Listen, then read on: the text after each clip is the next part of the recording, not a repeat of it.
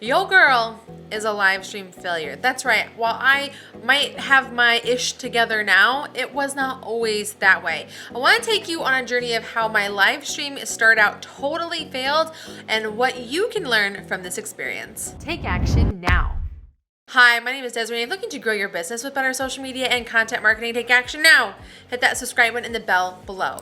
Now, when it comes to live streaming, I think it's important for you to remember that it has not always been around. It might seem like it has been a part of what we do here in marketing for so long, but it's not. So let's go back to the beginning. Now, I had gone onto YouTube in 2017 and launched with a lot of how-to videos, like how to do things in social media. My objective with my YouTube channel has always been to get leads to my social media marketing agency, all-in-one social media.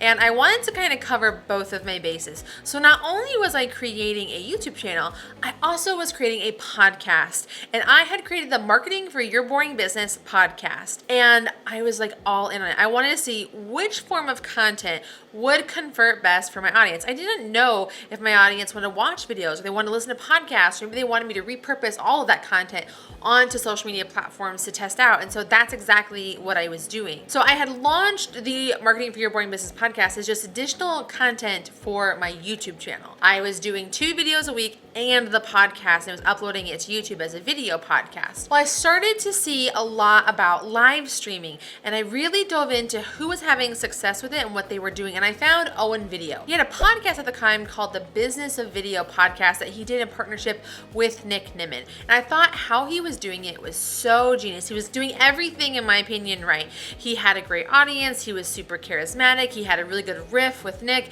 and he brought people in all the time. In fact, I was one of the guests that he had on his podcast as a bonus slot situation. And it was really fantastic, and I really enjoyed it. And I learned a lot from him. In fact, he started this group where he was teaching people how to use live video to make money. And so I just dove all into it. I wanted to learn, how can I turn the Marketing for Your Boring Business into a live stream? Now, even after I had known how to do everything, I had to wait still, because at the time I lived in South Korea. And for those of you who know, it has a 14 to 17 hour time difference to the United States, which is where my target demographic is. So if I wanted to have any success on these platforms, I would have to probably live stream at 2 in the morning, if not later. And that was obviously not going to work with me, especially when I had 2 little kids, one that I was still breastfeeding, and we were just still trying to balance out military life and being there. So it just wasn't part of that journey. So instead, I had to wait, and I waited and I waited and I waited. And while I was on that journey, I tested different things. I studied different things. I found the right platform and tools that I wanted to use to make it work for me. So when I finally got to turn the Marketing for Your Boring Business podcast into a live video podcast, was in November of 2018. Now, when we launched this in November, I had done everything right. I had fantastic guests, some of the leading professionals in the industry, including Jay Bayer, Mark Schaefer, Daniel Harmon, and so much more. I had brought in other guests who were also boring business owners, and they talked about how they were marketing and growing their business. I had bot marketing set up in place, and that was where when someone would comment with a specific keyword, it would send them a Facebook Messenger request, and we would continue to chat and gather emails. And then when we had new episodes go out, I could send a blast to everybody, and they would get notified that we were going live. I had great promotion. Not only was I sharing the podcast to my list and my network, but so was my guest. And of course, I had a great platform that I was using for the tool, so I was able to accomplish everything that I wanted, so it would look killer with StreamYard. Now, StreamYard is actually the sponsor of this video, and the reason is I've been with them since beta. I have been ride or die for StreamYard out the gate. They allowed for me, at the time that I was launching this podcast as a live stream, allowed for me to create custom graphics that would make my live stream look so cool. And in 2018, that was a really big necessity to allow my podcast to be different than others. I would make custom graphics. I wanted to look as much like a news segment as possible, and they still to this day allow that to happen with custom overlays, videos, countdown. You can have up to 12 guests on your stream. You can control your audio in so many different ways, and there's amazing features that they're adding every single time. And you can check out StreamYard for free with my link down in the description below if you are interested in doing this as well. So with all this work, we did 80 episodes total for the Marketing for Your Boring Business podcast. And what were the results? we only had about 3,000 downloads in total. While that might sound like a lot, in the terms of podcasting and 80 episodes, it is quite not good. For contrast, my podcast I have now, the Women of YouTube podcast, we have over 75,000 downloads and we are at 120 episodes. So there's a really big difference. What is it that went wrong with this podcast? Why did it not have success? Why did I fail as a live streamer? I can break this down into 3 reasons: title, topic, and time. Title, I think, is the first place for start. The marketing for your boring business podcast. I couldn't figure out why this wasn't working when everyone I would tell the title to would always giggle and laugh. And when you think about it, while we as marketers find it funny, business owners like you and other people are like, well, I don't want to consider my business boring. Like, boring is kind of a dirty word. No one wants to be boring because everyone wants to think of their business as lively and necessary and relevant. So it's a real big turnoff for you to automatically think, well, just because I'm a lawyer or a chiropractor or a plumber doesn't mean I'm boring. And so there was a big turnoff to that title that kept people away. In fact, I was addressing people as, hey, boring business owners on my YouTube channel. And once I had made that pivot and kind of dropped that, I started to see an increase in my audience and my followers because people felt that they were being talked to, not insulted. So that was a big part of it. The next one is time. I'm a mom and a military wife, and I was then as well. And when you have little kids and like a very narrow window of time to get things done, I wasn't able to live stream when other people in business weren't working. Ideally, I should have been doing this live stream at 7 o'clock at night or something, when people who would listen and care about the podcast would watch when they're like out of office or away from what they're doing. Because a lot of the people I talk to work in their business. They're managing their customers. They're in there doing all the things. And so they don't have time to watch a video podcast. So would have been better if I had done it later, but I was doing it like 10 o'clock, noon, in the middle of the day. And so my viewership would go in and out. I don't think I ever topped more than probably 10 to 15 viewers on a live stream. And that usually happened when I had like a huge guest, like Jay Bayer or something like that. That's something really to consider for you when you're thinking like, what is it that I need to do right? Maybe your live stream and your topic is fantastic, but if it's at a bad time, it's not going to work for your target demographic, it could kill you. And that's exactly what happened to me. And the other thing is the topic. I was talking about marketing. Y'all, marketers ruin everything.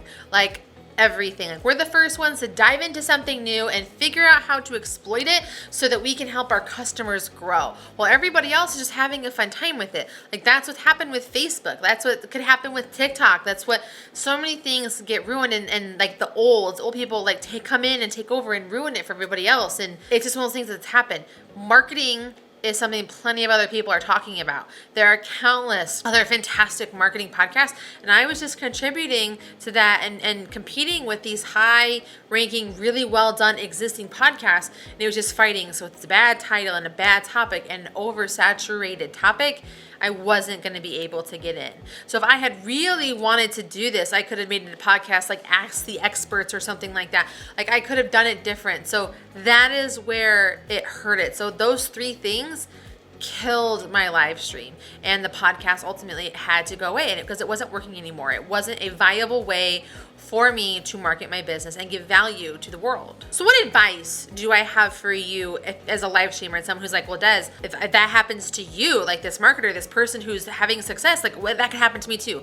I'm here to help you out because I promise there's a lot that you can do to have success on this platform still as a live streamer. First things first is to make sure that your title, your time, and your topic are going to work for the audience. Research and spend a lot of time saying, what is the best time for me to do this? Look at your analytics and your data, like the platforms you want to be on. Like, so if your audience is on in the morning more based on what your analytics say, that's when you should do your live stream. Or if they're on in the evening, that's when you should do your live stream. Like, really study what the data says about your audience and when they can or can't do things. Make sure that your title is catchy but not insulting and engaging and can really grab people in and have good attention.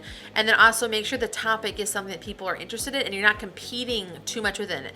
Podcasting is still a fantastic way to connect with your audience, and live streaming is still an amazing way for you to connect with your audience, but it's finding the right hook and grab and way to do something different in the industry to have growth, especially if like you already are an existing brand. How can you expand upon it and give additional value within your industry without being part of the noise? So what am I doing now with live streaming, especially since it's a big part of what I do here on the YouTube channel and with my business? Well, I'm using live streaming as an extension of what is going on here on the YouTube channel. The YouTube channel still focuses on tutorials and advice and ways for you to use social media to grow your business.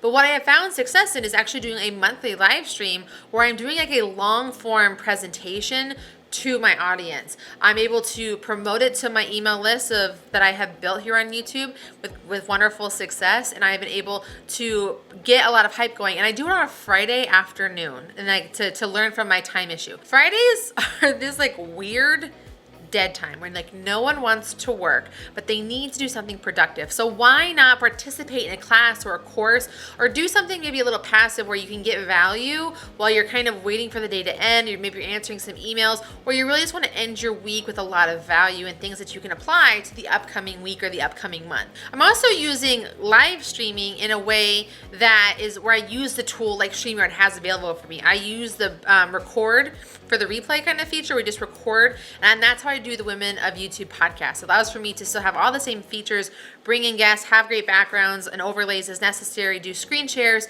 and I can just record it and then use the video and the audio in different podcast areas that I'm using to promote the podcast. And I also will go live but not go live. I'll be using the pre-recorded feature available again within StreamYard. So I can take like a video just like this and I can promote it and schedule it to be a live rather than just posting a video. And it gives a little bit different attention within the algorithm within YouTube and Facebook and stuff like that, because it's not just a video that's being posted, it's a live stream. So it's a little bit different how it's being presented on the back end. And so it's a great way to get extra attention in a different way to my channel and to your videos. So if you're wanting to know more about how you can use StreamYard as a part of your video marketing strategy, start with this playlist I have for you right here. I'm going to walk you through different ways to use StreamYard, and of course watch this video right here because YouTube thinks you are really going to like it. Until next time, I'll see you soon.